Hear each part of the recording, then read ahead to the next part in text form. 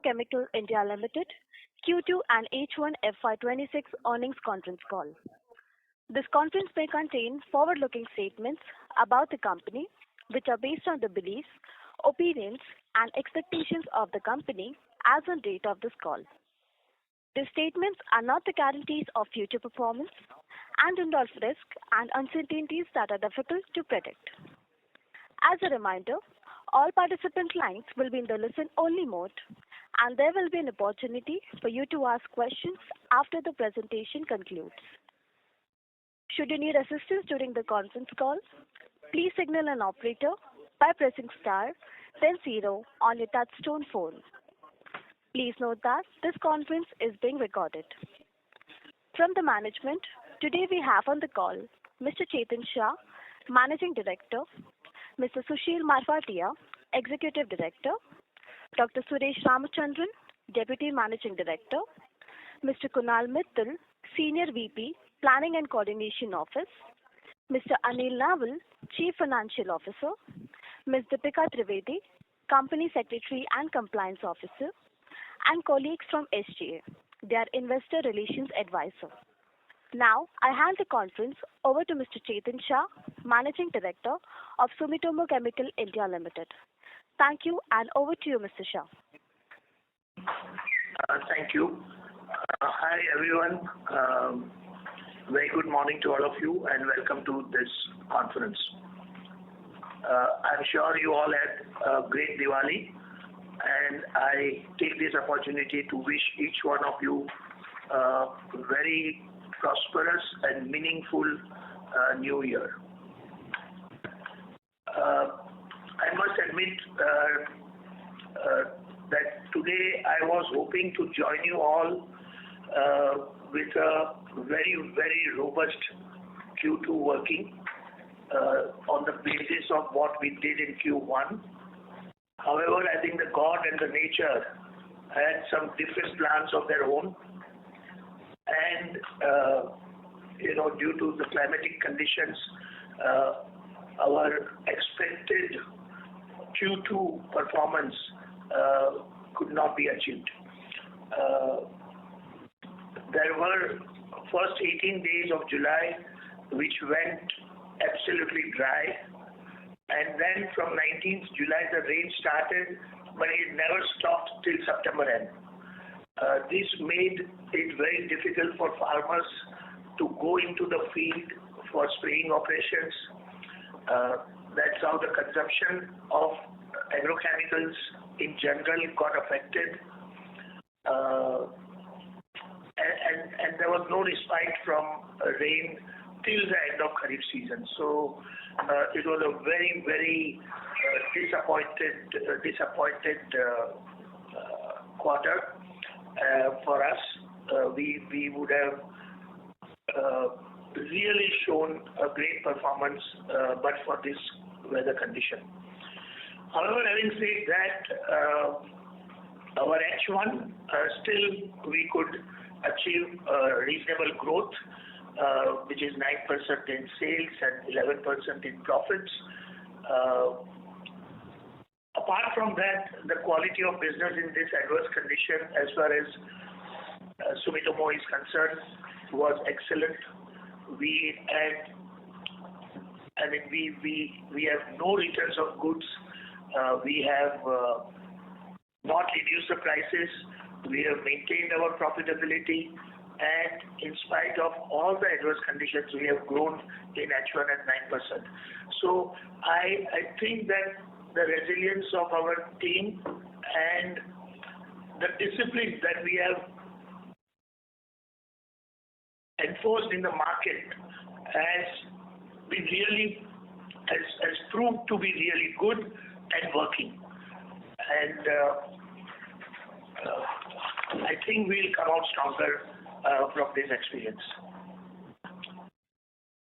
Another bright side is that the water storage and the reservoirs are absolutely full. The soil is moist, which is good for the Rabi season, and we hope that the Rabi season will go well.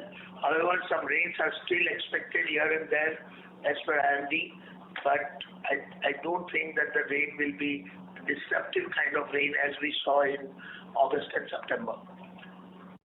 So the overall situation looks good, and we hope to have a great Rabi season.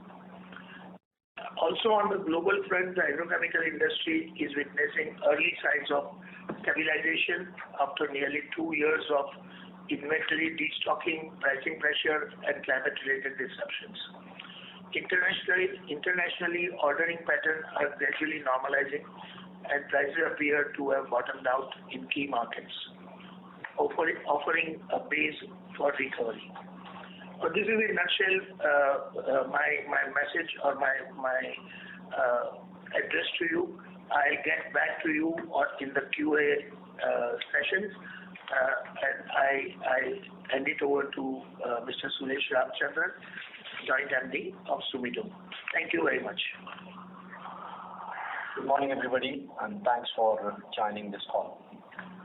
Coming to the performance of Sumitomo Chemical India, the second quarter, as Shah mentioned, was undoubtedly a challenging one. At least we have not seen this kind of rains in many years. It was just pouring from middle of July till the end of September or even into October. The year of Kharif started on a promising note, but because of the weather conditions, it resulted in farmers not able to go to the field, which led to missing of sprays or deferment of sprays. Despite all of these challenges, Sumitomo Chemical delivered a resilient performance, maintaining operational continuity and channel health while protecting margins in a seasonally weak environment. In Q2FY26, our consolidated revenue stood at 930 crores versus 988 crores in the corresponding period last year. Although this represented a slight decline, it was entirely driven by volume contraction due to erratic and excess rainfall. Price realization remained broadly stable across our portfolio, supported by disciplined pricing practices and strong product positioning. Gross margins were maintained at 43.1%, demonstrating cost efficiency and prudent input sourcing. The EBITDA margin stood at 22% for H1FY26, broadly in line with our expectations despite the adverse seasonal impact in Q2. At the half-year level, SCAL performance reflects healthy underlying strength. Our H1 revenue grew 9% year-on-year to 1987 crores, with corresponding growth in profitability. Our domestic crop protection business was affected by wet weather, yet our key brands like Sunimax, new product launches like Excalia Max, Lentigo, and also some old herbicide formulations continue to gain attraction and reinforce our market leadership. The newly launched rice herbicide Lentigo witnessed encouraging adoption, while Excalia Max, a fungicide for rice, sustained its strong growth momentum in specialty segments. Our environmental health division posted healthy growth off of a low base, reflecting our growing presence in branded solution and urban development. In exports, demand was muted in certain geographies, specifically in Africa, countries like Kenya, Ethiopia, and in Latin America, primarily due to Brazil, due to shipment difference. Of course, our business in the US and Europe remains stable. We are also expanding registrations and customer relationships in new markets in Asia and the Middle East to offset regional volatility. Importantly, our working capital management remained robust. Net working capital days improved by 7 days year-on-year to 55 days, primarily due to better receivable collections and stable inventory management. Cash and cash equivalents as of 30th September 2025 stood at 2,089 crores, providing strong liquidity and balance sheet flexibility. While Q2 was weather affected, our H1FY26 results reaffirmed the underlying health of our business and our ability to navigate volatility with financial prudence and operational discipline. Our subsidiary Barrix Agrosciences recorded a relatively steady performance during the first half of FY26, maintaining its market presence despite challenging operating backdrop. While overall top line remained broadly in line with the previous year, profitability was impacted by higher input costs and elevated operating expenses. During this period, biostimulant sales were also affected by regulatory constraints, which had a bearing on Barrix's performance. As we look ahead, we enter the second half of FY26 with measured optimism.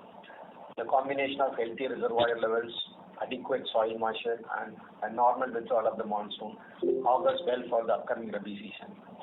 Field conditions have improved significantly since late September, which should support rebound in farming activity and input demand. With that, I hand it over to my colleague, Mr. Kunal Mittal, to talk about the business strategy. Over to you, Kunal. Thank you, Shasan and Dr. Suresh. Good morning, everyone. At Sumitomo Chemical India, we remain firmly focused on executing our strategy and delivering long-term sustainable growth. Our strategic priorities revolve around 5 key pillars, which are as follows. Number 1, strengthening domestic franchise and farmer engagements. So our efforts continue to be directed at deepening farmer connect, strengthening the domestic franchise through structural engagement programs and digital interventions. The Everyday Farmers Day, which we have been doing very sincerely since 2024 and which has also been explained in the investor presentation, this initiative has become a key differentiator for our company in the field. This also enabled direct communication with farmers, demonstrations of our product efficacies, and enhancement of our overall brand recall. We aim to expand our EDFD coverage across additional districts, and we will focus more of these activities in our Rabi crops.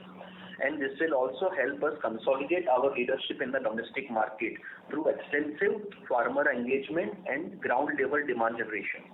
We are also deploying various digital and physical initiatives, and we are also making sure that each of the physical farmer engagements are more impactful, and also they are followed up with digital initiatives, so we can also take a feedback from the farmer community about our initiatives. Number 2, scaling up of our recently launched and differentiated products.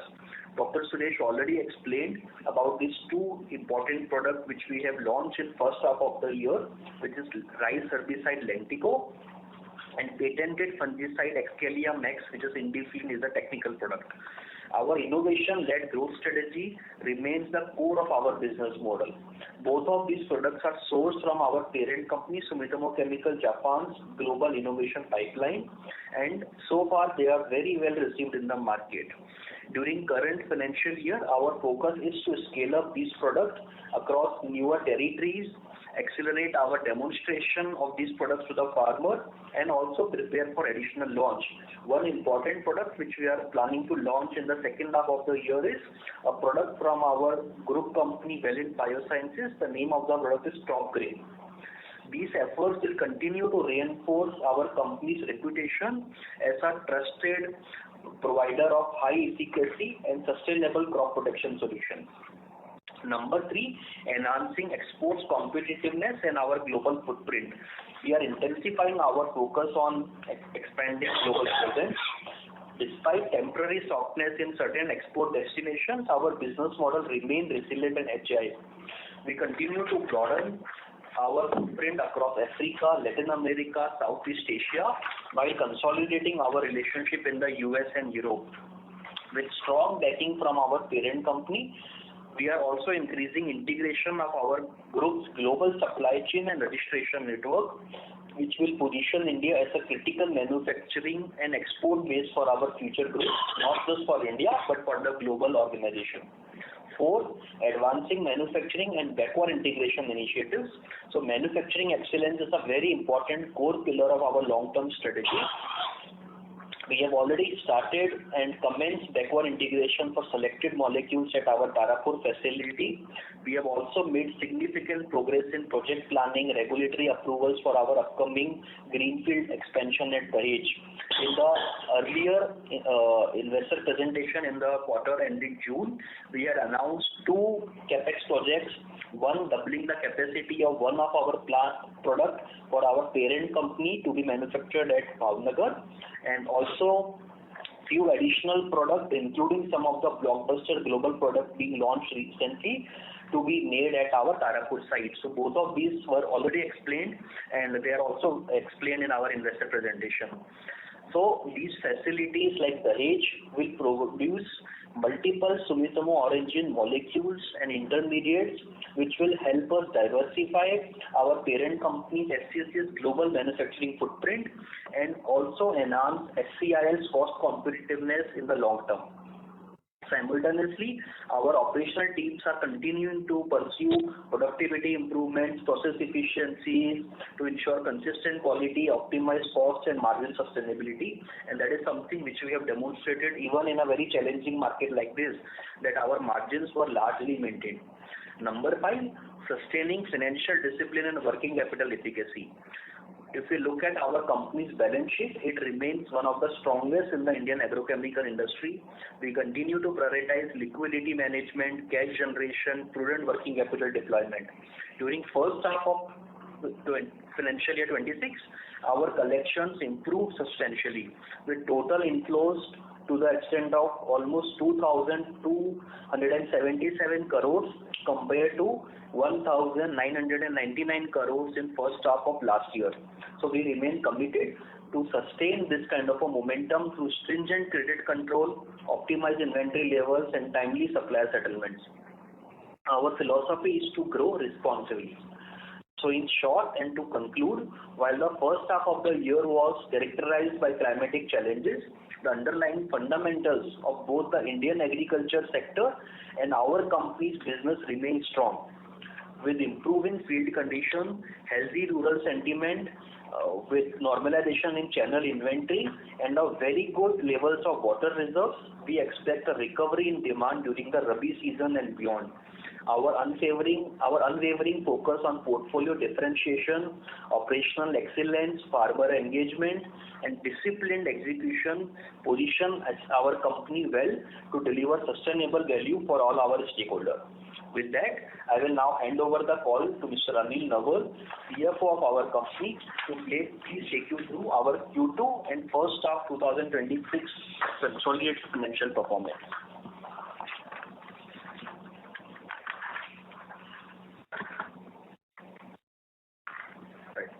So consolidated Q2 FY25-26 financial performance. During the quarter, we recorded revenue from operation of rupees 930 crore compared to rupees 988 crore in Q2 FY24-25. The decline was primarily due to lower volume in domestic market as persistent and excessive rainfall through much of July and August curtailed field activities and delayed spray application in key kharif crops. Gross margin in Q2 FY25-26 are 43.1% as compared to 42.6% in Q2 FY24-25. EBITDA came at rupees 218 crore rupees in Q2 FY25-26 as compared to rupees 245 crore in the same period last year. EBITDA margin in the current quarter stood at 23.4% as compared to 24.8% in Q2 FY24-25. Profit after tax stood at rupees 178 crore in Q2 FY25-26 as compared to rupees 193 crore in same quarter last year. Profit after tax margin stood at 19.1% with 19.5% in Q2 FY24-25. Lower operating leverage in the quarter on account of weather-related volume impact led to a moderation in profitability. However, we remain healthy margin through cost control and disciplined channel management.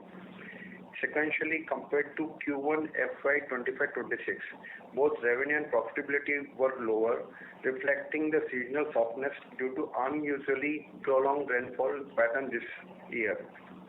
Coming to our consolidated performance for H1 FY25-26. Revenue from operation in H1 FY25-26 stood at rupees 1987 crore, up by 9% as compared to 1837 crore in H1 FY24-25. In H1 FY25-26, domestic agrochemical revenue to rupees about 85% of overall revenue, with export contributing the rest. In H1 FY25-26, insecticide contributed about 39% of total revenue, while herbicide, plant growth regulator, and fungicide contributing about 26%, 9%, and 9% of total revenue respectively. From a business mix standpoint, our domestic business continued to exhibit healthy momentum, growing 11% year-on-year in H1 FY25-26, contributing 85% to revenue. Export revenue degrew by 4% year-on-year, largely on account of decline in sales to South America by 33% as compared to the same period last year. Our H1 FY25-26 gross margin stood at 40.4%, broadly in line with the previous year at 40.9%. EBITDA stood at rupees 437 crore in H1 FY25-26, witnessing a jump of 8% as compared to 406 crore in H1 FY24-25. Our EBITDA margin stood at 22% in H1 FY25-26 as compared to 22.2% in the same period last year. The profit after tax for the H1 FY25-26 amounted to 356 crore rupees, reflecting an increase of 11% compared to the previous year's figures of 319 crore rupees. Now we'll take a pause from here from our side and request moderator to open the floor for question one by one. Thank you very much. We will now begin the question and answer session. Anyone who wishes to ask a question may press star and 1 on their touchtone telephone. If you wish to remove yourself from the question queue, you may press star and 2. Participants are requested to use handsets while asking a question. Ladies and gentlemen, we will wait for a moment while the question queue assembles.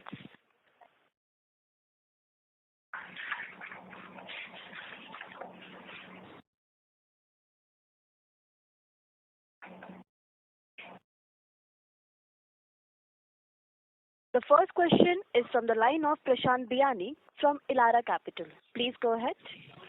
Yeah, thank you for the opportunity. Sir, have we launched Excelia Max and Lentigo Pan India, or we have done it in few states only till now?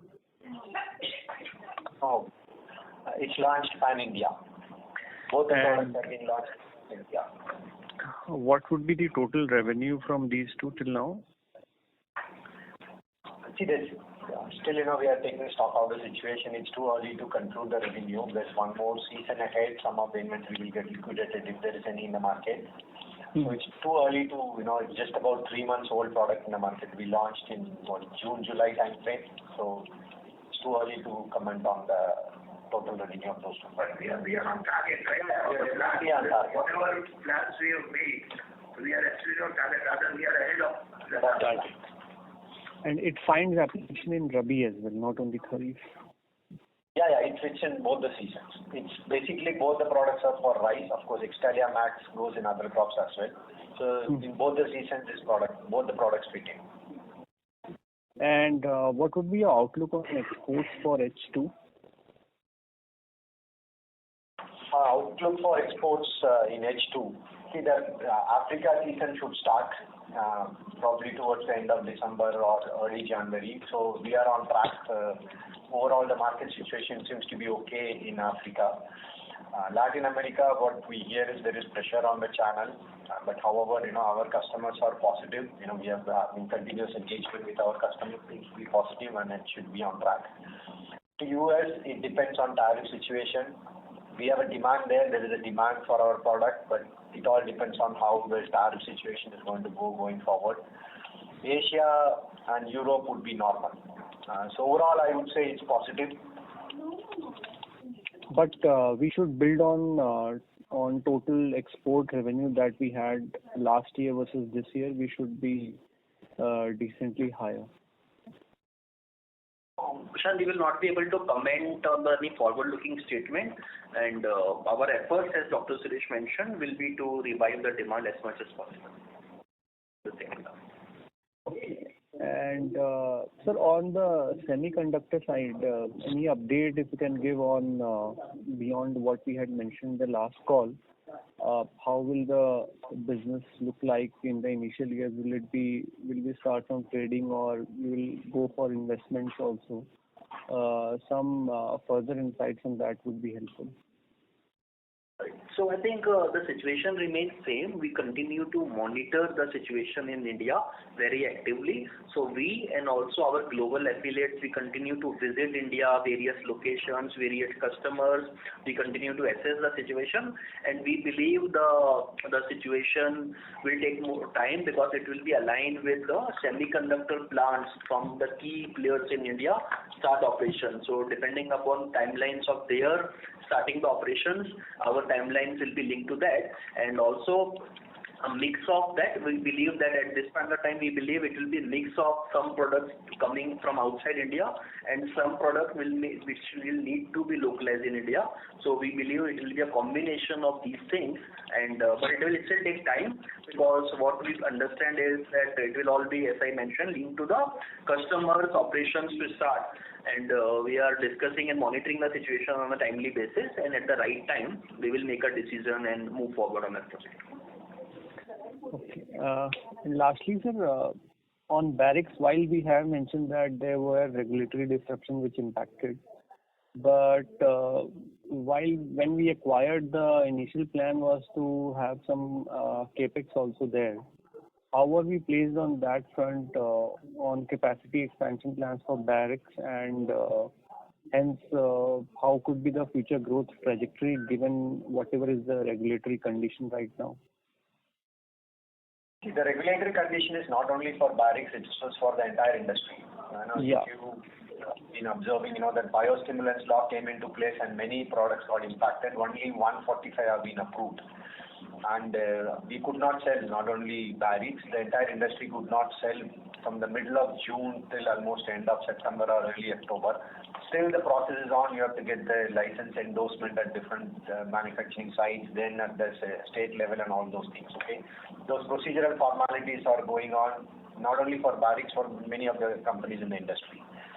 And also on top of that, the weather was challenging in Kharif. So those are the reasons which impacted, and we could not sell any product of 3 or 4 products from Barrix portfolio during that time. Now things should start. We are looking at starting the sale as soon as possible. In terms of capex, I think we are sufficiently equipped for the capacity what we need for the current year sale. As the season moves into, once we close the Rabi and next year demand the project, we would take a call on that. Of course, if it is required, we would be definitely investing capex. Right. Okay, I'll jump back to the queue for further questions. Thank you. The next question is from the line of Sudarshan Padmanabhan from ASK. Please go ahead. Yeah, thank you for taking my question. So, my question is on the, your earlier comment on the international business, where, you said that after a long period of time, you're seeing some light at the end of the tunnel. In this space, we have been doing a lot of, talking about exports, while it is not scaled up to the extent that we had initially thought. But in terms of the profitability and the outlook of this, segment of the business, how is it currently stacking as compared to what it was, say, 2-3 years ago when we were actually, talking about being a serious player, in terms of the value chain of our, group? I think profitability compared to last 2-3 years, we are at the same level. You can comment. We are almost at the same level. We have not eroded our margin. See, when we say export business, there are 2 verticals. One is technical, where generally the profitability is slightly lower. On the value addition with formulations, your profitability is slightly higher. We have a set of formulations as well as TG export. It depends on the mix of formulation and the TG that gets exported, your profitability gets determined. Having said that, we are seeking multiple registrations of the formulations in various countries across the globe, and those registrations takes time. In some countries it could be 2 years, some countries it could be 3 years or more also. So as and when those those registrations are realized, this formulation sales will start happening, and slowly, the margin will also start improving. But that will take time. And also, one thing to note over here is that in spite of the very steep competition from China, due to our R&D efforts and process improvements, and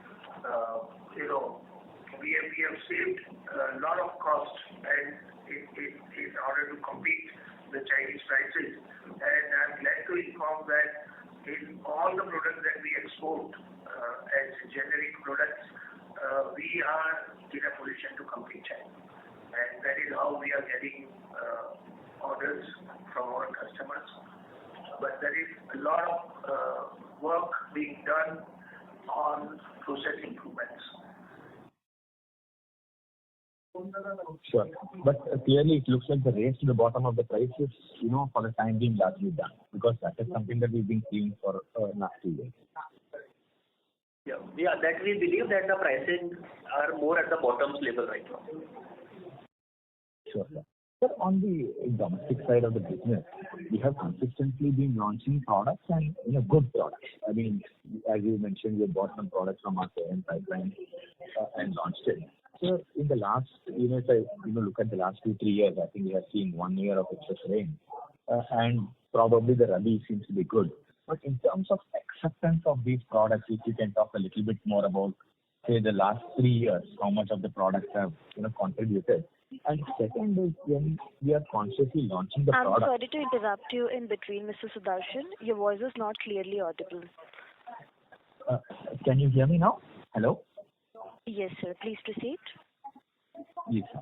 So, see, what I was trying to understand is innovator, turnover index or the new launches in the last 3 years. How has it been accepted and how much it is contributing? The second is between Kharif and Rabi. So today when we look at the portfolio, it's about 65% coming from Kharif and that's coming from Rabi. With the traction in the international market, and you also talked about the new products also targeting Rabi. How do we see this shift, say 2-3 years down the line? Is that going to be changing with this? Sorry, Sudarshan, you got cut off in between. I couldn't hear the second part of your question. The first part of the question is about the new product traction. As you rightly mentioned, we have been launching at least 4 to 5 products every year. I would say that we are largely satisfied. I think probably the new products will contribute about 8 to 10% on a yearly basis. If you look at it, as Shashan also mentioned a few minutes back, we are surpassing our expectations for the current year launches of Excalia Max as well as Rentigo. In the previous year, we had launched Meshi, which was really, really a super duper launch. Of course, it got impacted to some extent this year. We could not ramp it up because of the weather situations. We launched a portion last year that also got accepted very well. So overall, we are pretty happy with the way the new products are getting accepted. Obviously, it's only a tiny speck that we are reaching out. How to ramp up those molecules. That's where Kunal also mentioned about everyday farmers day. The more and more customers we reach out to, the scaling up would be quicker. Sorry, I could not. So the second part of the question, what you asked, like say whether in the next few years our specialty business will become grower. But I think what you need to understand is most of the products which we are launching, they are not only focused and concentrated on specialty side. While yes, we have launched several new products in specialty side, but even in the off patent and the basic segment which we call, they are constantly launching new and new products. So with this, there might be some more higher growth in the specialty segment, but still there will be growth in the basic segment itself even going forward. Yeah, just to add a comment on this, we also launched CTPR last year, in-house manufacturing, and we have launched 2 formulations. That has got very well accepted. It's in basic division, off-patent division. It's really doing well this year also. So one final question, sir. I was actually trying to understand the difference. Today we have 65%. Of business in the first half, that is Kharif. So with the new launches and the international business picking up, do we see this, kind of bridging a little bit in the next 2-3 years? Not really, Sudarshan. The simple reason is 70% or 65% of the market consumption happens in Kharif season. Okay. Rabi season is a shorter season and the pesticide consumption is slightly lower compared to the Kharif season, maybe 30 to 40%, not more than that. So we are in line with the industry and agrochemical consumption in the market. Unless we get a very specific product for Rabi season, it will remain by and large in the same trend what we are seeing today. Sure, sir. Thanks a lot. I'll join back. Thank you. The next question is from the line of Rehan Syed from Trinetra Asset Managers. Please go ahead. Yeah, good morning to everyone, and thank you for giving me the opportunity. So I have only one question regarding the pricing versus volume ahead. I think you have answered, but there is some bit of voice lag from your side. Just could you please understand regarding this? So my question is, with better-driven volume loss but stable pricing in quarter two. So when volumes normalize, so do you anticipate competitive pricing pressure in H2, or does the current pricing discipline look sustainable for going forward? Yeah, the prices are definitely sustainable. As a matter of fact, if prices had to be lower, it was in this particular condition, a tough condition of Kharif. And if we have successfully maintained the price line, even in this challenging months, I don't see any reason for us to drop the prices in the future. I think it would be, we will definitely maintain the price line, even if the volumes go up. Okay. And like one bookkeeping question from my side. So could you please put any margin guidance for revenue growth or EBITDA margin for going forward? Can you please repeat? I think we could not understand. No, I could hear you. No, so we are going, our efforts will be to maintain our EBITDA, our profit before tax, our profit after tax, all the parameters we will be maintaining or improving. I don't think that we will go down then. Okay. Okay, that's it from my side, and I'll talk to you back. Thank you. Thank you. The next question is from the line of Rohit Nagraj from B&K Securities. Please go ahead. Thanks for the opportunity. So first question is, we had the initial 5 products with a capex of 120 crores, with a potential revenue of about 200 to 250 crores. How much of that we have realized maybe in first half, just to understand what could be the potential growth from these molecules? And a similar question, the new capex plan that we have announced of 55 plus 10 crores, what is the kind of asset turn or revenue potential from this capex? Thank you. So about the first, the capex which we have already completed in last 2 years. So as we have explained in the earlier calls also, it was in 2 parts. One part was related to the Bhavnagar site. So that is something where full commercialization has been achieved. And in fact, the second phase which we have announced, the 55 crore new capex, a part of that is going to double up the capacities at the Bhavnagar site for that particular product. So that particular plan and the capex project is fully commercialized, and it is going to get double by end of 2026 calendar year. And the second part of the capex which we have completed in the past is related to a site in Tarapur. We had set up a multi-purpose plant. At this point of time, the export revenues are not fully commercialized from that site because of some delays. But at the same time, meanwhile, we have started using that site, Tarapur, for some of the domestic product. So CTPR, I think Dr. Suresh also mentioned, we launched this product in market last year, and we started manufacturing that product also at our Tarapur site itself. And in the future, we have planned that some part of this 55 crore capex which we have announced, about 10 crore of that is going to Tarapur site, and that is something which will add few more futuristic product in that site. So some of the products which we have just launched in India and which are launched globally as one of the very high potential product. So some of this futuristic new product innovation pipeline will be manufactured at Tarapur. So in short, Bhavnagar fully commercialized. We are doubling up the capacity now. Tarapur not fully commercialized from the export side, but we have meanwhile used it for the domestic requirement. And in the future, we will add more products which will also have more and more requirement and potential commercially for Indian domestic market. So in the future, Tarapur site will be more a mix of exports versus domestic utilization. Sure, that's helpful. Second question is, in terms of commentary, we have said that during the quarter we had seen, you know, although we have done very well in terms of working capital and in terms of no sales returns, there has been excess inventory in the system, and obviously there have been working capital pressures. So, just wanted to get a perspective as to whether this will have any impact on the volume growth for the next season as well, and how has been the Chinese imports coming to India during this Kharif season compared to, say, last Kharif season? Thank you. See, overall, our Rabi season, we are very optimistic, even though, as Shashan mentioned, we don't have much of or very, very little sales return or practically no sales return. It doesn't mean the channel is overloaded and excess inventory is there.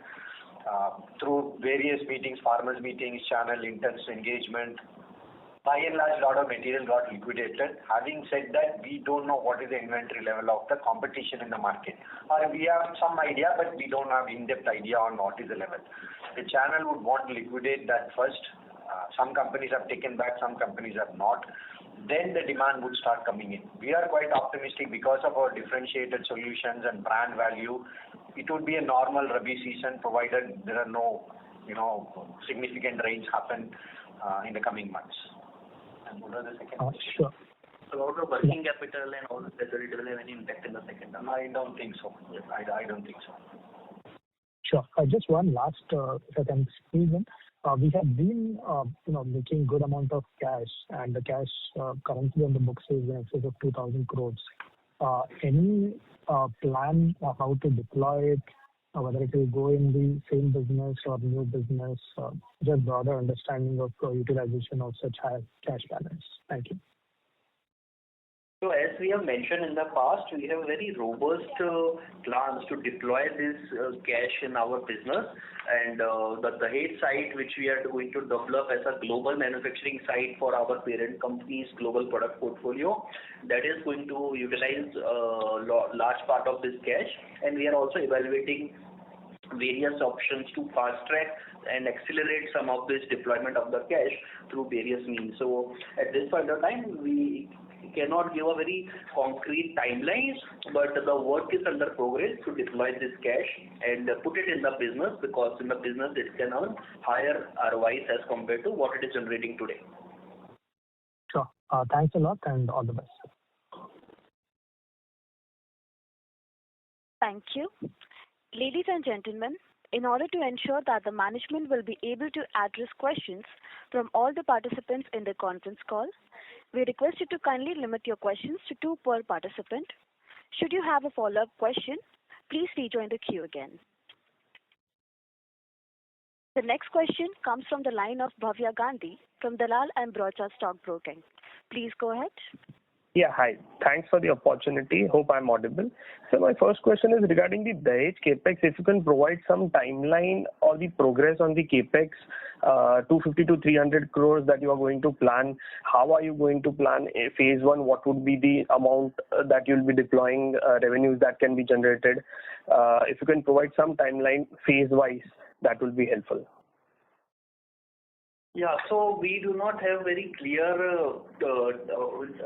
timelines in terms of when it will be started. As we have mentioned in the past, we are looking at various products. In terms of technical feasibility studies, a lot of work has been completed, it has been submitted.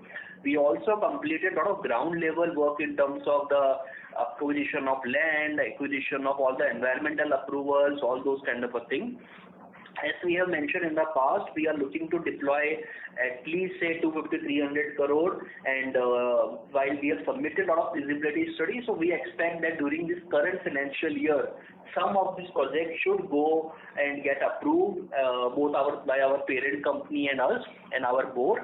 And once they get approved, we will take these projects to the implementation at the ground level with implementation timelines of 18 months to 2 years. So maybe sometime in calendar year 2028, we see that some of these projects should start generating revenues, and then we will see that how this can be expanded and scaled up the overall site of the Dahej.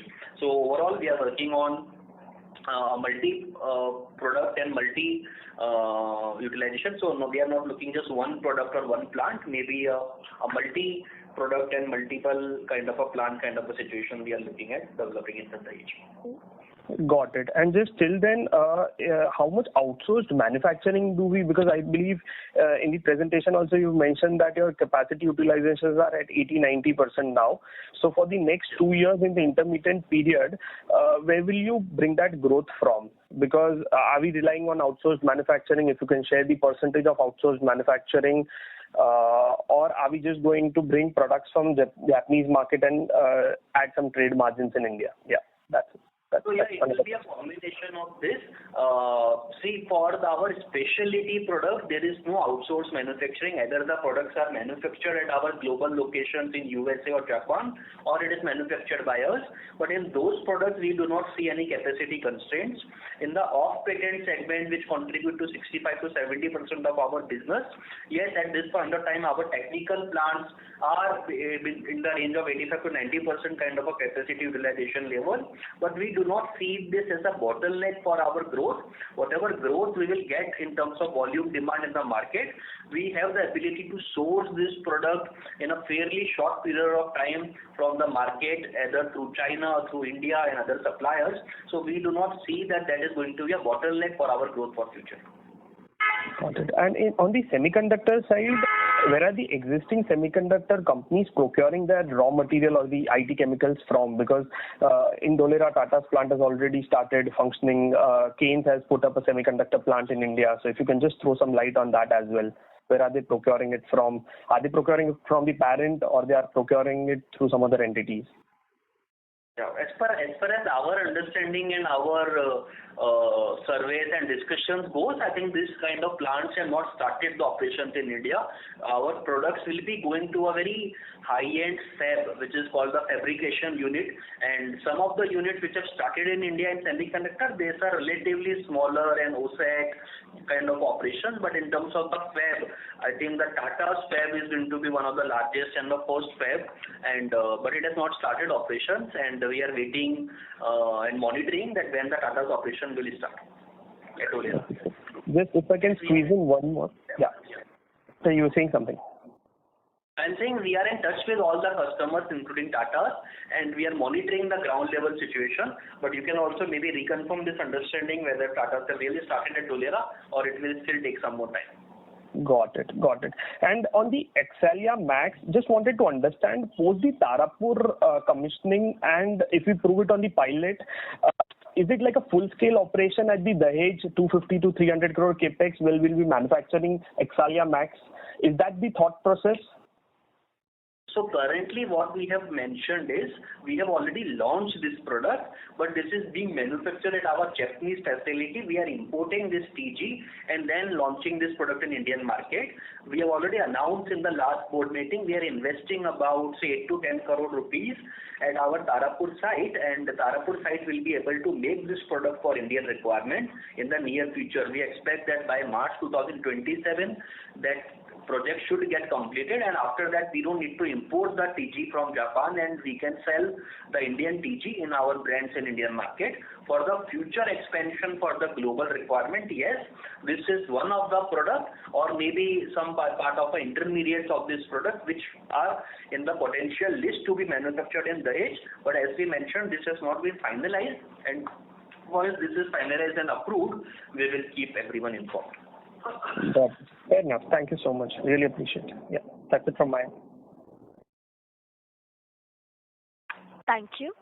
The next question is from the line of Naushad Chaudhary from Aditya Birla AMC. Please go ahead. Hi, couple of clarification. First, on the export side, you have mentioned there was some shipment deferment. If you can, share the quantum of this shipment deferment and what was the reason for this? Okay, primarily it's from Brazil. One of the key molecules, when we say they had inventory, so now that is getting liquidated. So that's why instead of H1 that we move into H2, primarily from Brazil. Also some bit from Africa.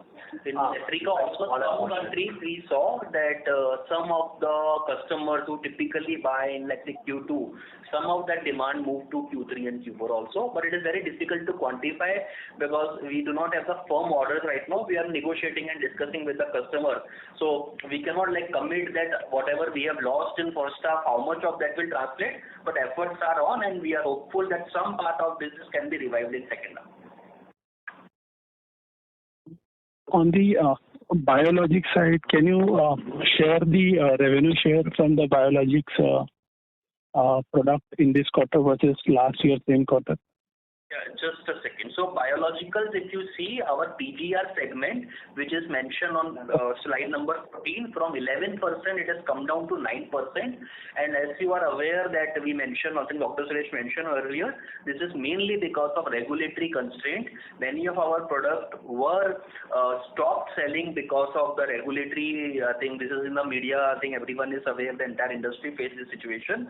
And similarly, we face the situation in Derek's portfolio also. So this downward trend from 11% to 9% is mainly because of this regulatory constraint, and almost entire Q2 we could not sell this product, and just recently we have got some of the approvals, and we expect that in H2 we can revive some of these products.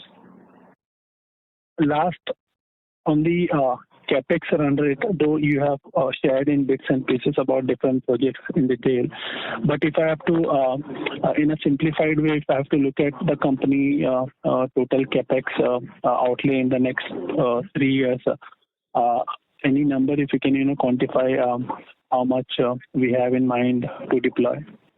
We are evaluating 7 products to be manufactured in Dahej. We have submitted feasibility reports, which is under studies in Japan. And we are confident and hopeful that all the 7 products will be approved. However, if less number of products get approved, the capex may be different.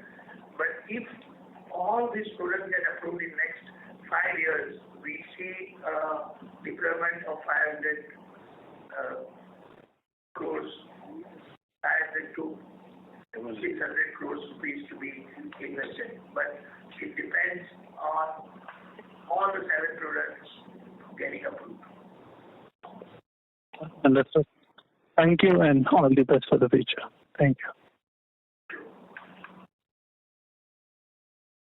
Thank you.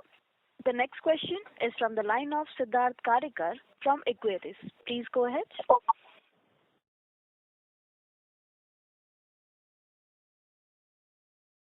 Mr. Siddharth? Yeah. We are unable to hear you, sir. Yeah. So my first question, I missed the answer. So we have roughly around 2,100 crores cash right now.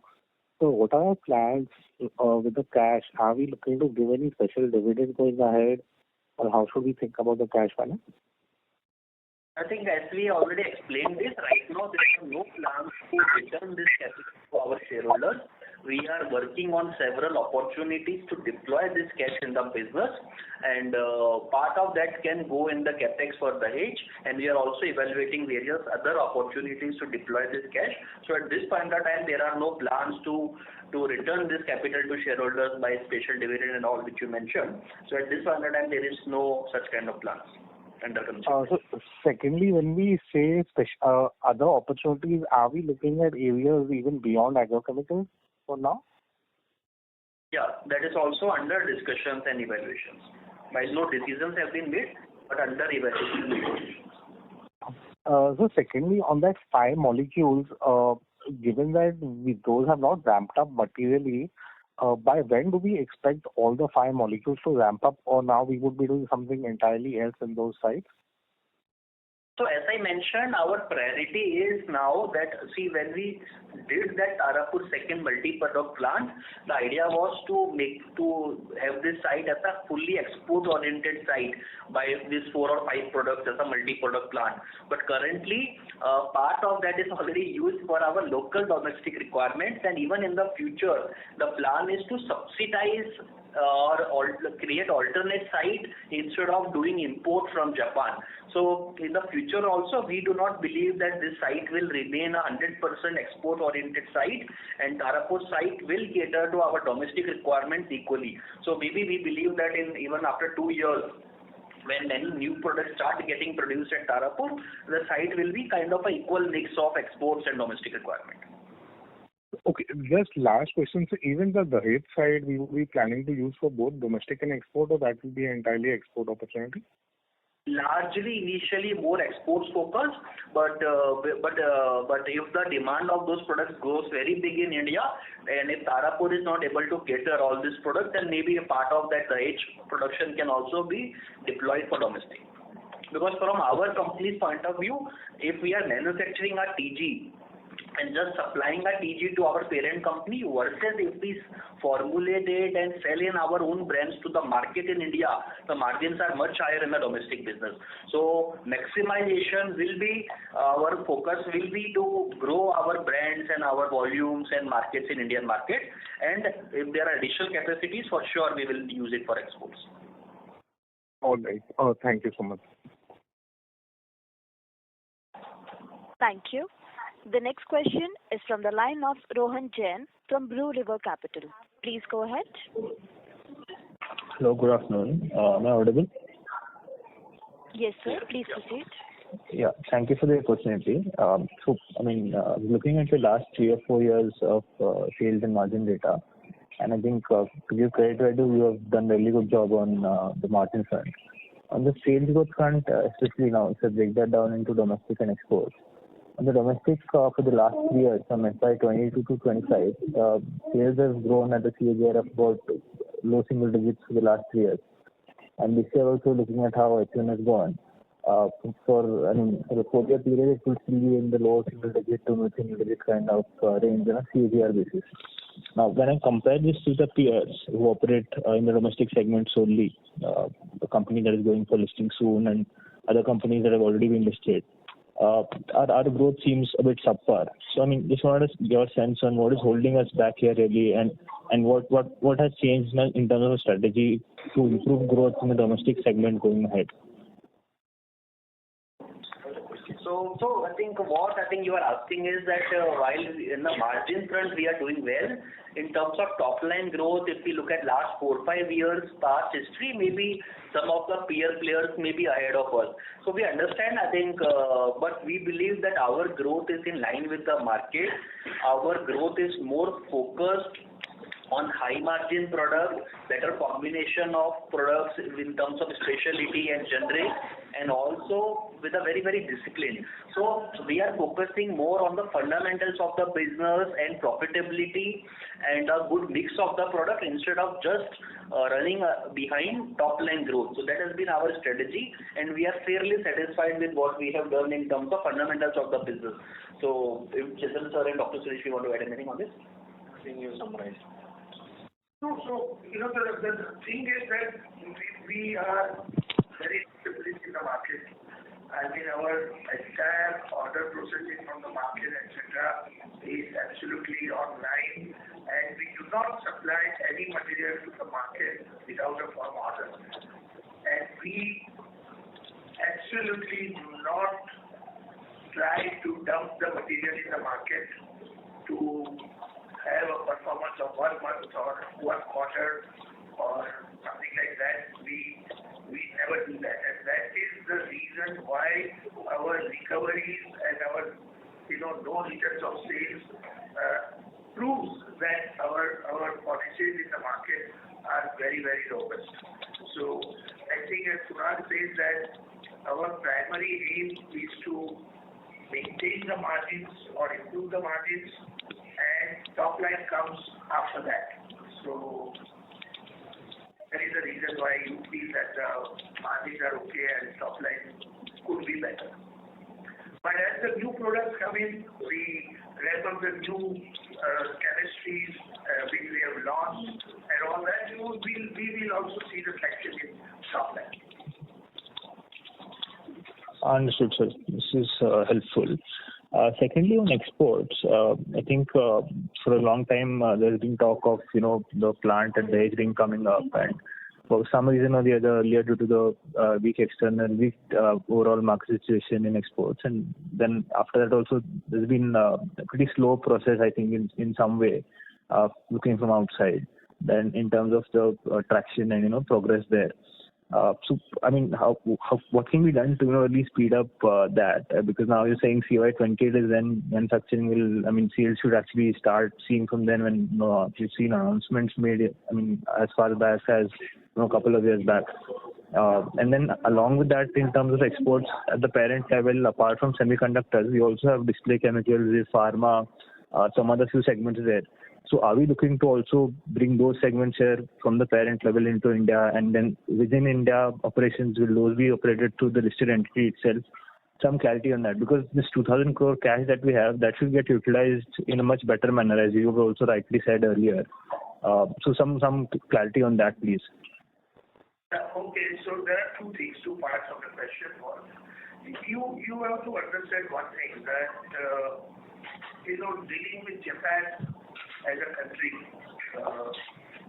it is very, very sustainable, but the speed can be lesser than what we expect it to be. So little bit of delays or little bit of these things which we feel frustration about is due to the working style of Japan. Basically, I would say that.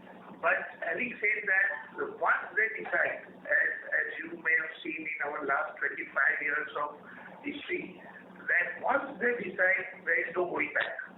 So that's why I use the word sustainable, because their decisions, once having given, there is no looking back. So now we have a very clear guideline from Japan that Sumitomo Chemical India will be the manufacturing hub for Sumitomo Chemical Japan. And that is why we are seeing the number of products and the speed at which we are getting one by one approvals has really improved. I will also give you another example that now India has been put, or Sumitomo Chemical India has been put by Japan as a number one category for testing new molecules. So earlier what used to happen, that the new molecule will start in North America, Brazil and Tokyo and Japan. Now India is the fourth country placed in the same category. So any new molecule that is even at a trial stage that comes to India along with North America, Brazil and Japan, we have already received 2 such molecules for testing. So the speed has improved. Our capabilities of marketing, our capabilities of R&D, our capabilities of process engineering, our capability of market reach, everything has been at a very high level now with SCC Japan. So we are hopeful that now the speed of products coming in will improve drastically. And as I mentioned that we have 7 products, almost all feasibility reports have been given. We have given 2 clearances. We have already received 2 clearances, and balance 5 products clearances is expected to be received by end of this financial year. So once that comes, all our plans to implement this project will begin. And also, as Shashank mentioned, a lot of speed has improved, but at the same time, all other sectors which you mentioned, like you mentioned about display and pharma and several other, yes, our parent company has wide range of sectors and different businesses.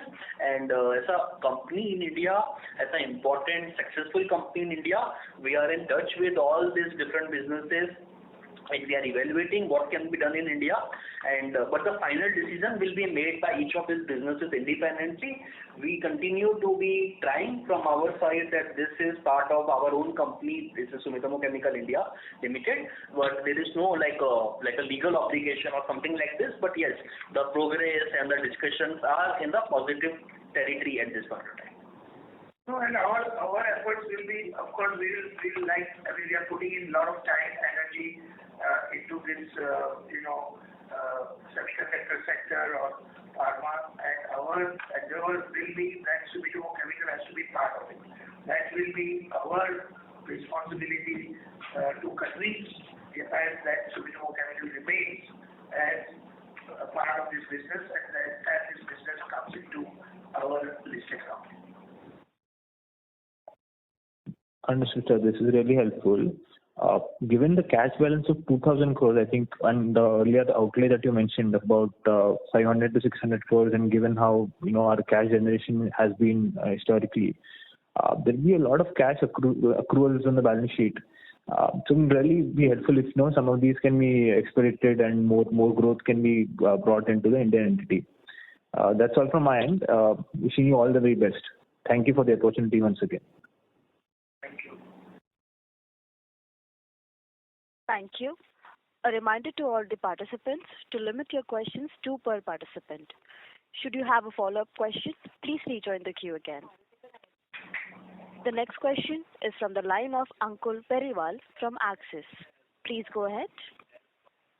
Yeah, hi sir. Thanks for the opportunity. Two questions. First, on the specialty side, while we have been launching new products over the last 3, 4, 5 years, the growth in the specialty agrochem space is much lower than the generic bit. Just curious to understand whether it is just a matter of time and these products will sort of get monetized and hence a higher growth going ahead, or there is any structural change in the market and specialty will probably continue to grow at a slower pace. I'm not sure how you're saying specialty growth is not there. Because Ankur, if you see the segment, like say, if you see last 5 years, we were more in the range of 22 to 24% our specialty segment, which has grown to more in the range of 28-30%. Even in this you can see. So yes, quarter to quarter and say first half versus first half, there may be variations, but structurally we believe our specialty segment continues to grow at a higher pace and not like significantly higher, because our basic and the off-patent and generic segment is also growing constantly in the existing molecules and as well as launch of new molecules. But yes, the space, the growth of specialty segment over last 3 to 5 year period is at a healthy and satisfactory level. In this particular first half, yes, maybe it has dropped 1%, but 1%. Almost same. Yeah. Sure. Sorry. So just on the specialty, especially the domestic part, I'm excluding exports here. You believe the pace is okay and probably it's satisfactory as to our understanding, our expectations in general. Yeah. Okay, great. And just a second bit, clarification. We did highlighted 500 to 600 crores of potential capex for those 6-7 molecules over the next 5 years at the Dahej, that is. This will be largely fully utilizing the Dahej capacity, and this is the peak that we can look at, from a capital deployment there, or there is something more? This is just the starting of Dahej. Dahej will have potential to cater to this kind of a growth for even next 10 years or even 12 years. Great. And the 250-300 crore capex that we were sort of waiting for the full approval to come in, it will be a subset of this 500-600 crores. Yes. Okay, done. That's it from my side. Thank you and all the best. Thank you. Thank you. The next question is from the line of Bharat Sheth from Quest Investment Advisors Private Limited. Please go ahead. Hi sir, thanks for the opportunity. Sir, on agrochemical, you said that since we don't want to dump the material and we want to sell at certain margin, so our growth is in line with the industry.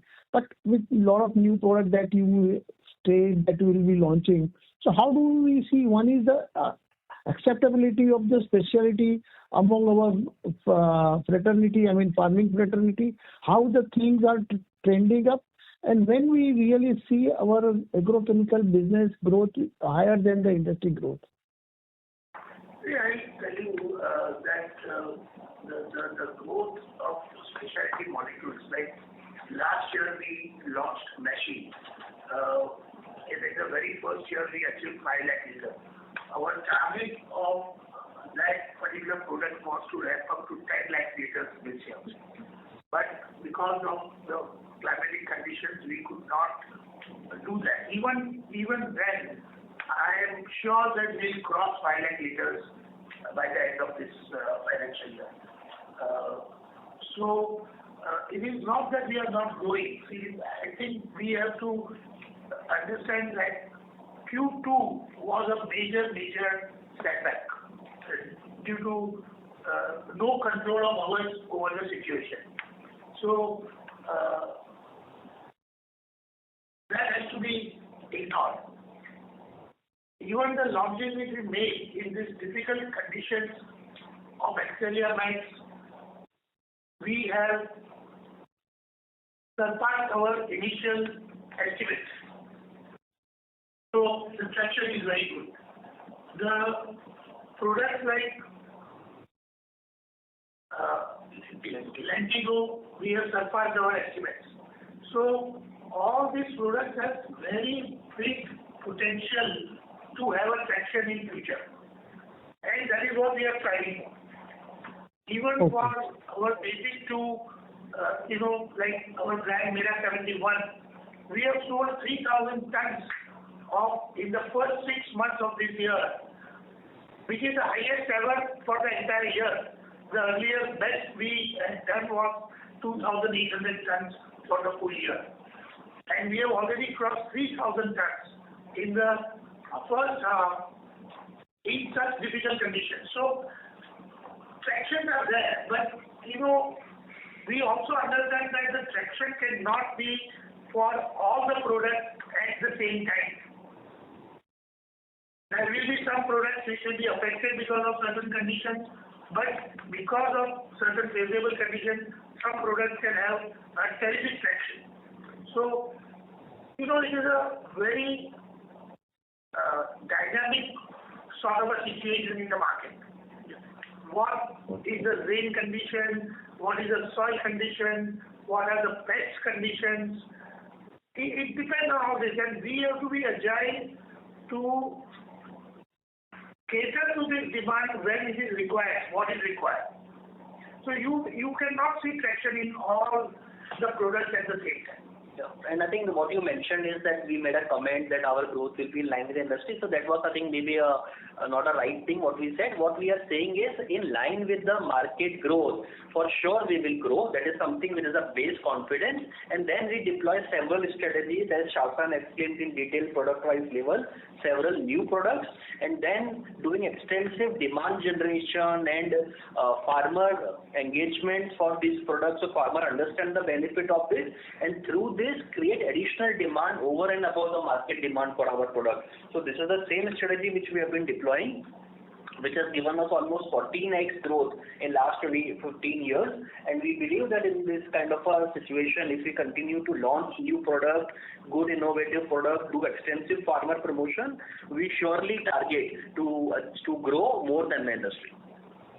Okay, great, sir. And sir, on second question on your mind, that you said that now our parent has put our Sumitomo India on the par with the other developed market on the introduction of new product and all. So there are also other categories where we are not present, which is there in the parent portfolio. When we like to see all those products, really when there is a significant market opportunity are there in India, will start playing out. So as we have already mentioned, we are in touch with many of these businesses, but see, many of these businesses are more You complete this. Other segments, you complete it. I'll answer. So this what we are talking about is in other segments. Some of this business may not be suitable at this point of time. Like I think someone talked about display. So display, there are no display packs in India at this point of time. So we are monitoring many of these sectors and segments and industries, how they are evolving in India, and at the right time, for sure, we would like to take opportunities and materialize that. But at this point of time, many of these segments may not have that readily available opportunities in India. And as the Indian market grow, we are seeing good growth in Indian market, both in terms of volume and structure and the fundamentals of the market. And as India progress to the newer technologies and displays and more high-end of the pharma, for sure we will be ready to take benefit of those opportunities in Indian market. That was for the other segments, and Dr. Suresh will now answer about the current segments, how we are expanding globally. Yeah, in terms of agrochemicals, yes, Shashank mentioned about India being on the map along with countries like developed countries like Japan or US or Brazil. Now India is also on par with those kind of countries. So what it really meant was, till now or till last month, whatever the new molecule that would come out of the discovery stage were initially tested in those 3-4 countries. After a couple of years or even maybe after 5 years only, India was even considered as a market for those kind of molecules. Now SEC has clearly identified India as a potential market. Whenever the discovery molecule comes out of the pipeline, India will be one of the countries along with the countries like US or Europe or Brazil for initial phase testing itself. With that, we also have proved that 2 or 3 molecules which are not even named coded compounds are going to be tested in India in the coming months or next Kharif season, which means that India would be one among the first countries for launch of those new products. Having said that, these new products to really go through the registration pipeline and come to the market depends. It may take 5 years, 6 years, or more than that, depending on the molecule. So, at least now, SEC Japan is considering or has started considering India as one of the premier markets, and we would like to have an early entry as soon as the molecule comes out of the discovery pipeline. Thank you, and thanks for the elaboratory answer.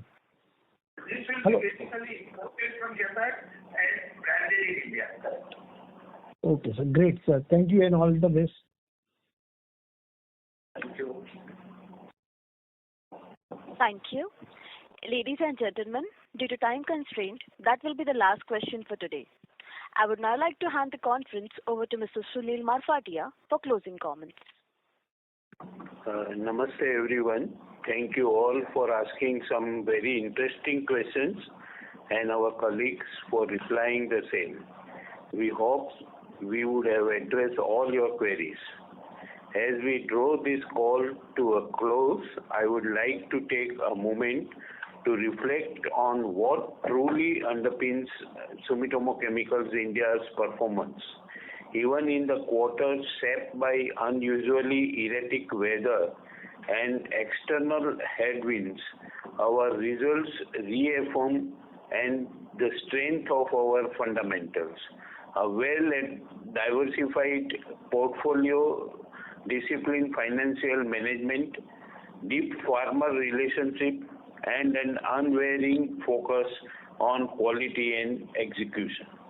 Our emphasis in the second half of the year will be on the capitalizing on the improved field conditions, the driving volume growth in key molecules, and sustaining our margin profile through prudent cost management and operating efficiency. We will continue to invest in innovation, farmer outreach, and capacity enhancement to reinforce our leadership in the domestic market while building a stronger export franchise aligned with our parent company's global network. We believe that our strategic directions is well aligned with the evolving needs of the Indian agriculture, a sector that continues to transform through technology, sustainability, and innovation. And looking ahead, the company remains fully committed to its long-term strategic priorities, strengthening the domestic franchise, deepening the innovation pipeline, expanding manufacturing and integration, and maintaining balance sheet strength.